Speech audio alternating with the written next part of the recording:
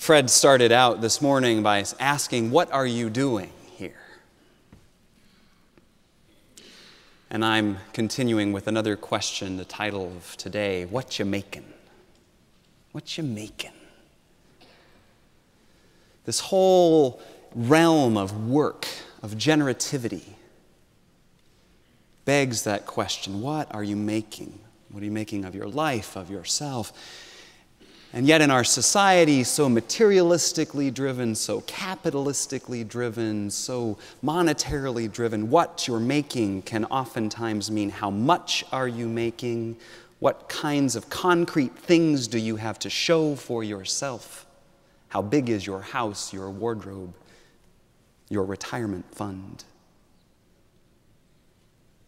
But generativity, the real work for us to do in this part of life is about so much more. It's about heart. It's about courage. It's about the capacity to care for the future, for the present. To not get stuck in self-absorbed narcissism and think that we have created ourselves and our life solely. Balancing free will with the reality of being embedded in culture and history, connected to other lives.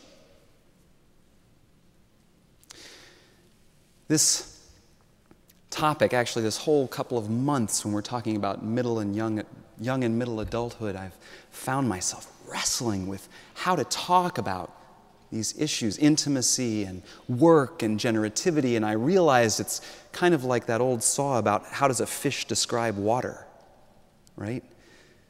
Because it lives in it, it swims in it. How would it know? And for me, in the years that I'm in, these are the things that I'm facing, and it's hard to step out of it, take an objective look. So I offer that to you and let you know that I continue to struggle with what does it mean to work?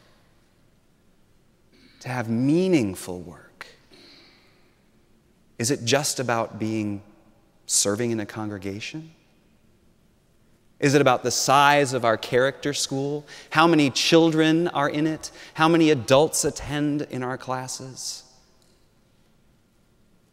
Is it about the health of this institution? Is it about the health of my family? Financially, emotionally? All of those things fit in here. Work, that letting ourselves down into the water, the element that calls to us. It's not a singular thing as so many of us want it to be. If I could just find that one thing that would drive me and draw me for my whole life.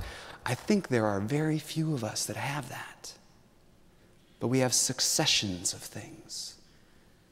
And at any point in our life, we can be single-hearted about maybe a few of them. What are you making?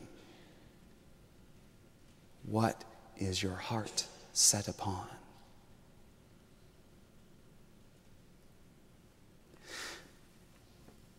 Now, the developmental issues that we face in life aren't stair steps, I don't think. It's not a linear progression. It's not something that once you're done with it, you're done with it. We re-encounter it again.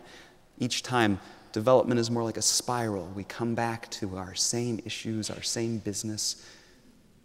We make more progress.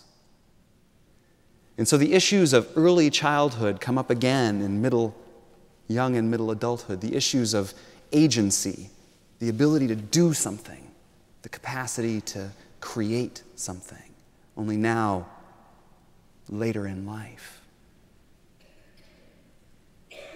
Many of you know I first encountered these issues when I was doing preschool teaching in my undergraduate work. And I learned, a few sermons ago, y'all heard me say one lesson I learned was not to say no, and that's a whole other story. But another lesson I learned was when you're looking at a picture that a kid has colored or anything they've made, you don't say, "What is that?" Right? Instead, you say, "Tell me about this," because that opens them up. It lets them tell you about their process, their story, what it is that this is evidence of in their life. And so perhaps instead of thinking of work as what you're making, we should think about saying, "Tell me about your life."